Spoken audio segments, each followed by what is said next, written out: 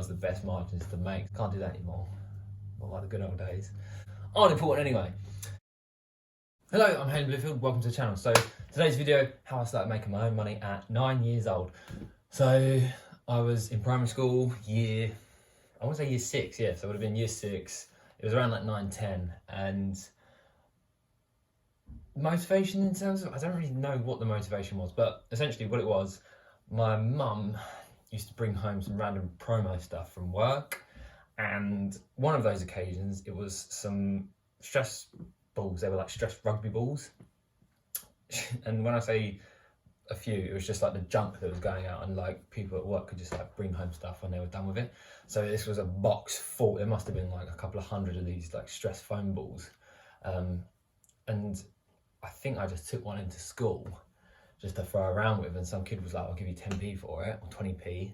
I thought, yeah, go on then. And here I am thinking, I've got 200 of these at home. So sure enough, I filled my school bag up with these rugby balls at the start of the day, and then I started going into school just selling them for whatever change kids had. So 10p, 20p, what you got, that's what you pay. Like literally, I think the most I took was probably like 20p. But the cool, the reason this was a great business model was I'd fill my school bag up at the start of the day, go into school, and sell these rugby balls during break or whatever, or at the start of the day. And so the kids would throw them around. And sure enough, by the end of break, they'd lost half of them. So then I would just go around the playground collecting the little rugby balls that were left, that were like thrown around into the corner and such, just collect them back up, back in the bag. So for lunchtime or the next day, I'd just sell them again. And then gradually just over time carried on until they sort of run out, or I got bored of it. But yeah, that was just at 9 years old, making myself literally like few quid here and there to buy. I don't even know what I just collected. I think when I was that age, I sort of liked the idea of saving money and having like £20. I felt rich with £20, so I'd have this £20 just as savings. But that was around the time my dad, so I didn't grow up poor, grew up very constrained with money, maybe poor, I don't know. But anyway, so my parents split when I was 7. So then from 7, my dad left living with mum, and so money, I became very aware of money and how restricting it was, or how limited it was for us. So like our carpet, we had lumps of carpet that were hand-me-downs. We had all the sofas and furniture were hand-me-downs. Yeah, everything was just budget. Walls weren't really painted, and yeah, clothes are often hand-me-down. So we still managed to go on trips though. Still managed to have hobbies. So fair play to mum being able to keep me like in swimming club and fencing club and cubs and such, like always able to do that stuff, just like the material items we didn't have, which aren't important anyway. So from a very young age I became aware of that, and it was just something that I didn't have any money. If I wanted something, I'd have to buy it myself. So like while kids were able to buy things, drinks, snacks or whatever, I couldn't. I honestly don't know, I can't really remember that well what I'd want to buy at that time, so I pretty much just like the idea of saving money. I suppose being exposed to the environment of lack of money meant even at 9 years old, I sort of thought, well, if I can start acquiring money, I can create a nice cushion, a foundation for me in order to not be without. And then that's sort of the story of how I started making my own money at 9 years old. So just a short snippet of how, I don't know if this is a way to help give you ideas or share. It wasn't like a big business venture, it was literally just a little thing. And as I went into secondary school, I moved on to, then it was like sweets, chocolates, canned drinks and such, just whether people would want to buy. So that was just a case of, I got support from my mum as well. So it was just a case, this was back in the day when you go to a supermarket and get a pack of 5 chocolate bars for £1. Can't do that anymore. Not like the good old days. But anyway, so that's how I sort of moved on in secondary school, and that went really well. And I just sort of patrolled different Poundlands and 99p stores and supermarkets for the discounts. And then if there was particularly, I remember there was a time when Mentos would often go on sale and you could get a pack of 4 for 50p and sell them for 50p. So that was the best margins to make. So I stocked up massively on those, and kids loved Mentos and I didn't like them. But I never ate my stock, apart from one day I remember eating 3 toffee crisps on my way home. But that was the only other time I dipped into my stock. I didn't really eat a lot of chocolate. And I actually got caught one day. So I studied art, so I had a massive art folder in my school bag, and my school bag was full of sweets, my art folder was full of chocolate.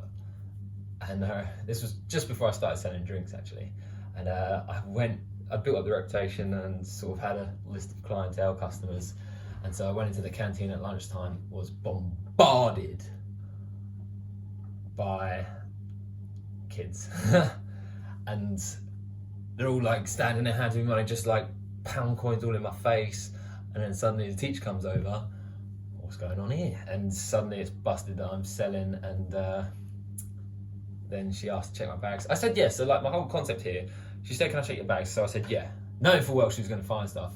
Funny enough though, she checked my school bag and couldn't find a Mentos buried underneath my lunch. I opened the art folder, full of chocolate, so she confiscates it obviously. But my concept there was, if I just said yes and admitted and had the stuff taken, for one, I was able to sell the Mentos for the rest of the day. Two, it meant that I'd been caught and they found, yeah, they knew about me, but I'd get my stuff back. And the guard wasn't so high. Whereas, if I'd said, no, you're not to search my bag, then the guard's up. They're going to be eyes on me like a hawk, knowing full well I'm someone that's selling. And that was kind of my logic, and it worked really well, because obviously I got caught, my mum went and collected the chocolate, and then a week later I was back to it, and it was fine. And then started selling drinks and all sorts, so it did work really well. And there was actually a time a kid tried to snitch me to a teacher, and in the end the teacher actually came up to me and was like, oh, so you're selling then? And it's kind of like, oh, depends what you're asking for. And they said, what you got? So I was then able to sell chocolate to a teacher, so kind of funny twist of fate there.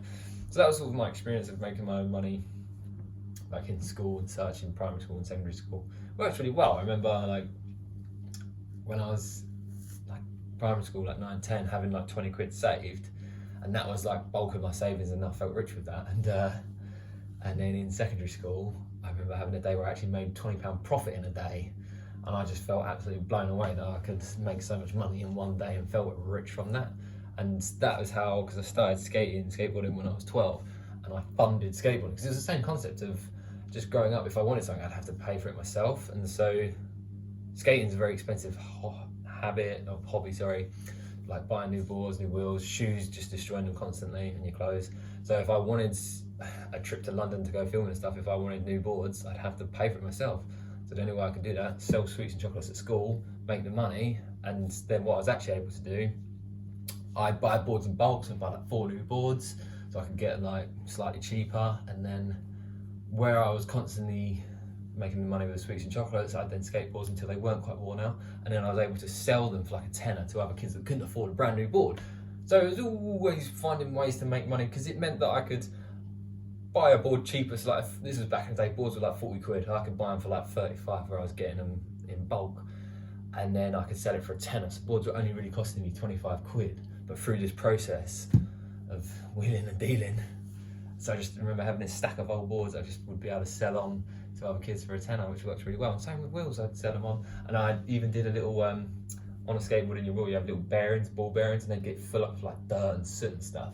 And I used to spend a lot of time cleaning mine out to make sure they was always nice and worked really well.